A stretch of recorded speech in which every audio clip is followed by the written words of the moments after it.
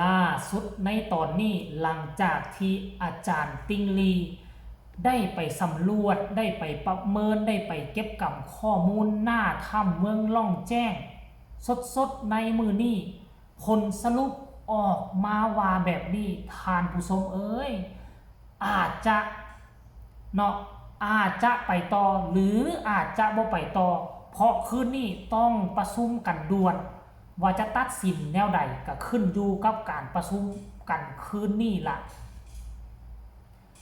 ท่านผู้ชม FC แฟนคลับสุขสบายดีมาพบมาพ่อกันช่วงดึกๆดื่นๆว่าต้องรับต้องนอนกันทั้งสองฝากฟังไว้น้ำของแล้วล่ะท่านผู้ชมเอ้ย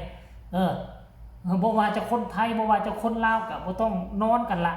ขนาดเมื่อวานนี่เฮ็ดคลิปลงไปประมาณ 10 โมง 11 โมงก็ยังมีคนเข้ามาเบิ่งอยู่มันเป็นหน้าที่เหลือเชื่อหลายท่านผู้ชมบ่คิดบ่ฝันว่าพี่น้องชาวลาวชาวไทยจะให้ความสนใจเกี่ยวกับเรื่องนี้ทั้งที่อยู่ในทั่วโลกนี่นะเรื่องราวที่มันเกิดขึ้นโด่งดังกว่านี้ก็มีบ่ว่าจะช่วงแล้วแผ่นดินไหวอยู่ทั้งไสเกาะอินโดบ่และช่วงนี้บ้านโลกกำลังมาแฮงและอยู่ทั้งฝั่งไทยนี่ก็เห็นมื้อนี้เห็นข่าวอยู่คนหลงป่าคือกันมันบังเอิญเกินไปบ่อยู่ทั้งหลวงน้ำท่าสปลาวก็หลงป่า5 วันอยู่ทั้งฝั่งไทยก็มีคนหลงป่า5 วันเช่นกันแต่ว่าบ่มีข่าวใดที่จะมีคนสนใจหลายซ้ำกับข่าวเมืองล่องแจ้งทั้งที่ภารกิจได้หยุดไปแล้วประมาณ7 วันแต่ข่าวตัวนี้มันยังค้างคาใจให้กับพี่น้องชาวลาวและชาวไทยอยู่บ่จางหายแม้กระทั่งโตค่อยเองแม้ทุกคนล่าสุดนี่เนาะ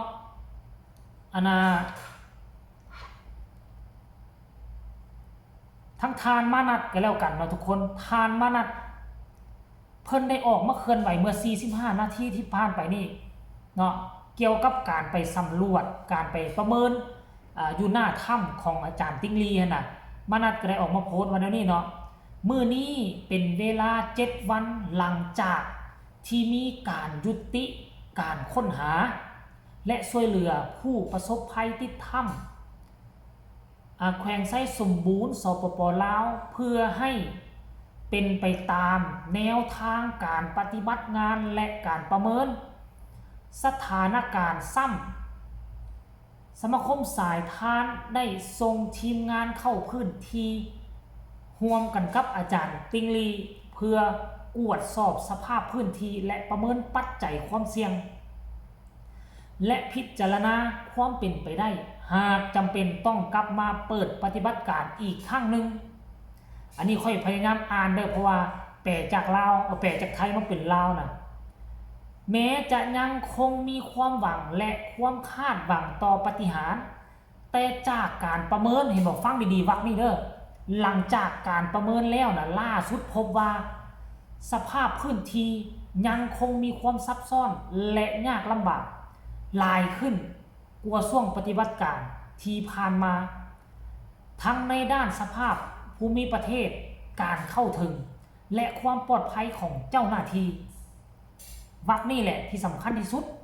หลายคนมาฟังวรรคนี่ก็ตื่นตระหนกตกใจโอ้ภารกิจคงจะบ่เริ่มแล้ว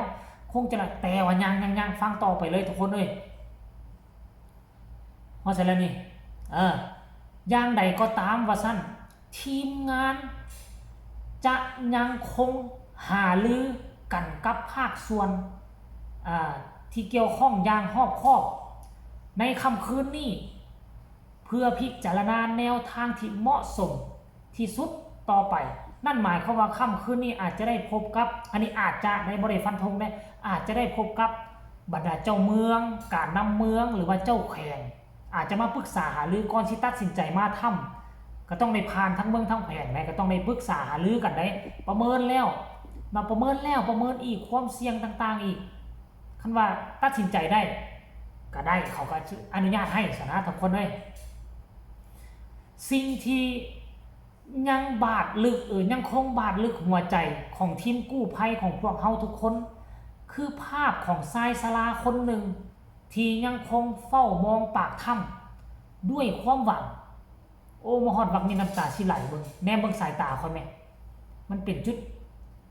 เริ่มมาละหอดจุดนี้คือค่อยอ่านมา100 รอบนึงกันแหละท่านผู้ชมแต่ว่ามัน มันจุกในวรรคนี่นะสิ่งที่ยังข้างคาใจของทีมกู้ภัยพวกเฮานั่นก็คือภาพของชายชราคนหนึ่ง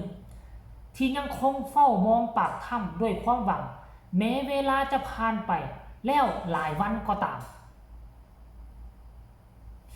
บางครั้งภารกิจกู้ภัยบ่ได้เป็นเพียงการค้นหาผู้สูญหายแต่ยังเป็นการแบกรับความหวังของครอบครัวและคนที่รอคอยอยู่เบื้องหลังเฮาจะยังคงทำหน้าที่ของเฮาอย่างดีที่สุดภายใต้ข้อมูลข้อเท็จจริง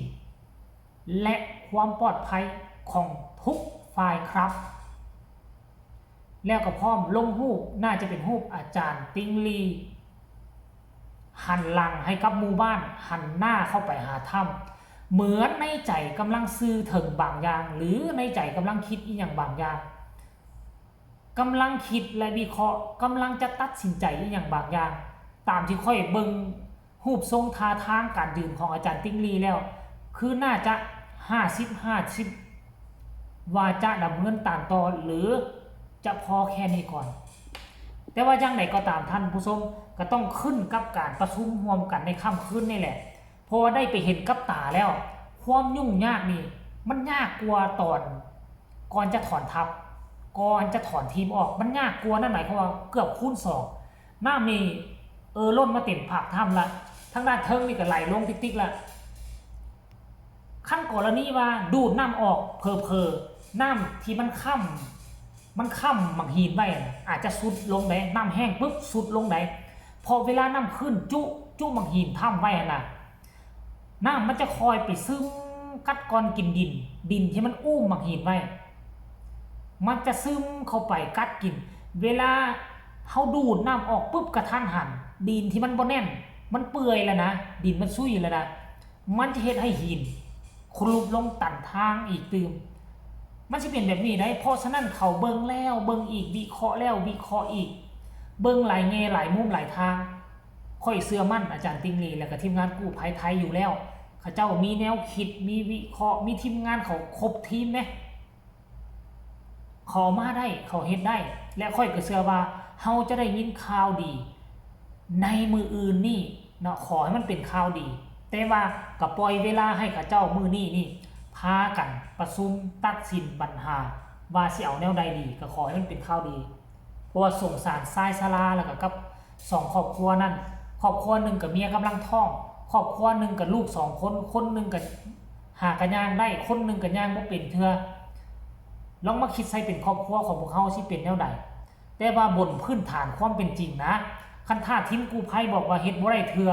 เฮาก็ต้องเคารพการตัดสินใจของเพิ่นเพราะหยังมันบ่แม่นสิว่ามันบ่แม่นชีวิตเฮาเด้เฮานี่ผู้ชมนี่ชมอยู่ทั้งโทรทัศน์ชมอยู่ทั้งมือถือเฮาสิเว้าแนวใดก็ได้แต่ว่าผู้ที่จะลงไปปฏิบัติตัวจริงสิเข้าถ้ำคือเขาเอาชีวิตไปเสี่ยงเพราะฉะนั้นคันมื้ออื่นนี่คันเขาบอกว่ายังบ่พร้อมเฮ็ดบ่ได้เทื่อในฐานะที่ค่อยก็เป็นผู้นึงติดตามจะยอมรับเคารพการตัดสินใจของกู้ภัยไทยลาวเอ้าสำหรับคลิปนี้ผู้ใดได้ฟังแล้วพวกเจ้ารู้สึกแนวใดดีใจนำกันบ่หรือว่ารู้สึกเพื่อใจไว้แล้วหรือว่าแนวใดก็ให้คอมเมนต์แลกเปลี่ยนบทเรียนนำกันได้ฝากกดไลค์กดแชร์พอกันใหม่ในคลิปหน้าสวัสดี